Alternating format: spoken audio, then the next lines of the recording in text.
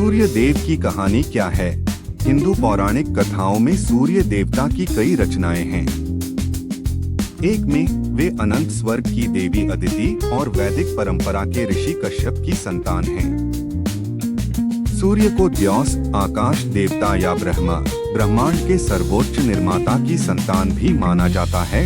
सूर्य अथवा सूरज प्रतीक सौरमंडल के केंद्र में स्थित एक तारा जिसके चारों तरफ पृथ्वी सूर्य देव के कई मंत्र हैं, जिनमें से कुछ प्रमुख हैं। सूर्य गायत्री मंत्र, आदित्याय विद्महे दिवाकराय धीमहि तन्नो सूर्य प्रचोदयात्। सूर्य मंत्र, ह्रीं सूर्य आदित्य। सूर्य मंत्र, ह्रीं ह्रीं सूर्याय नमः। सूर्य मंत्र, सूर्याय नमः। सूर्य मंत्र, ह्रीं सूर्याय नमः। सूर्य मंत्र, ह्रीं ह्रीं सूर्याय सहस्रकिरणराय मनोवांछित फलम देहि देहि स्वाहा। सूर्य मंत्र, ऐहि सूर्य सहस्त्रांशों तेजो राशे जगतपते अनुकंपयमा भक्त्या गृहाणार्थे दिवाकर। सूर्य मंत्र, ह्रीं घृण्यः सूर्य आदित्यः क्लीं। सूर्य प्रार्थना मंत्र, ग्रहाणामादिरादित्यो लोक लक्षण कारक। विषम स्थान संभूता पीड़ा दहतु में रवि। और सूर्य देव किसके अवतार है? भगवान विष्णु की आंखों से उत्पन्न होने के कारण ही सूर्य देव उनके ही नाम नारायण से जाने जाते हैं, इसीलिए संसार में उन्हें सूर्य नारायण कहा जाता है। यह भी कहते हैं कि सूर्य को नमस्कार करना, उसकी पूजा करना असल में भगवान विष्णु की ही पूजा उपासना है।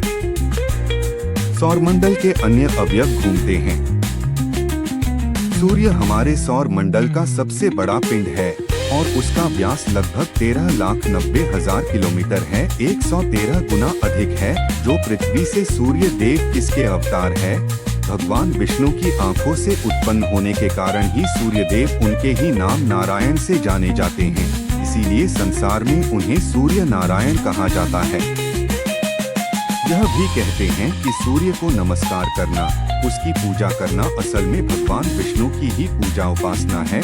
113 गुना तक 10 ऊर्जा का यह शक्तिशाली भंडार मुख्य रूप से हाइड्रोजन और हीलियम गैसों का एक विशाल गोला है। परमाणु विलय की प्रक्रिया द्वारा सूर्य अपने केंद्र में ऊर्जा पैदा करता है। सूर्य से निकली ऊर्जा का छोटा सा भाग ही पृथ्वी पर पहुंचता है, जिसमें से 15% अंतरिक्ष में परावर्तित हो जाता है, 30% पानी को भाप बनाने में काम आता है और बहुत सी ऊर्जा पेड़ पौधे। सूर्य का शाब्दिक अर्थ है सर्व प्रेरक। यह सर्व प्रकाशक, सर्व प्रवर्तक होने से सर्व कल्याणकारी है। ऋग्वेद के देवताओं में सूर्य देव का महत्वपूर्ण स्थान है। यजुर्वेद ने चक्षु सूर्यो जायत कहकर सूर्य को भगवान का नेत्र माना है। छांदोग्योपनिषद में सूर्य को प्रणव निरूपित कर उनकी ध्यान साधना से पुत्र प्राप्ति का लाभ बताया गया है। ब्रह्मवैवर्त पुराण तो सूर्य को परमात्मा स्वरूप मानता है। प्रसिद्ध गायत्री मंत्र सूर्य परक ही है। सूर्योपनिषद में सूर्य को ही संपूर्ण जगत की उत्पत्ति का एकमात्र कारण निरूपित किया गया है और उन्हीं को संपूर्ण जगत की आत्मा तथा ब्रह्मा बताया गया है। सूर्योपनिषद की श्रुति के अनुसार संपूर्ण जगत की सृष्टि तथा उसका पालन सूर्य ही करते हैं। सूर्य ही संपूर्ण जगत की अंतरात्मा है। आठ कोई आश्चर्य नहीं कि वैदिक काल से ही भारत में सूर्योपासना का प्रचलन रहा है। पहले यह सूर्योपासना मंत्रों से होती थी, बाद में मूर्ति पूजा का प्रचलन हुआ तो यत्र तत्र सूर्य मंदिरों का निर्माण हुआ। भविष्य पुराण में ब्रह्मा और विष्णु के मध्य एक संवाद में सूर्य पूजा एवं मंदिर निर्माण का महत्व समझाया गया है। अनेक पुराणों में यह आख्यान भी मिलता है कि ऋषि दुर्वासा के श्राप से कुष्ठ रोग ग्रस्त श्री कृष्ण पुत्र सांब ने सूर्य की आराधना कर इस भयंकर रोग से मुक्ति पाई थी। प्राचीन काल में भगवान सूर्य के अनेक मंदिर भारत में बने हुए थे। उनमें आज तो कुछ विश्व प्रसिद्ध हैं। वैदिक साहित्य में ही नहीं, आयुर्वेद, ज्योतिष, हस्तरेखा शास्त्रों में सूर्य का महत्व प्रतिपादित किया गया है। सूर्य का शाब्दिक अर्थ है सर्व प्रेरक। यह सर्व प्रकाशक, सर्व प्रवर्तक होने से सर्व कल्याणकारी है। ऋग्वेद के देवताओं में सूर्य देव का महत्वपूर्ण स्थान है।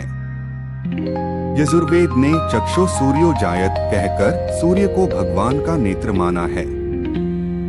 छांदोग्योपनिषद में सूर्य को प्रणव निरूपित कर उनकी ध्यान साधना से पुत्र प्राप्ति का लाभ बताया गया है। ब्रह्मवैवर्त पुराण तो सूर्य को परमात्मा स्वरूप मानता है। प्रसिद्ध गायत्री मंत्र सूर्य परक ही है। सूर्योपनिषद में सूर्य को ही संपूर्ण जगत की उत्पत्ति का एकमात्र कारण निरूपित किया गया है और उन्हीं को संपूर्ण जगत की आत्मा तथा ब्रह्मा बताया गया है। सूर्योपनिषद की श्रुति के अनुसार संपूर्ण जगत की सृष्टि तथा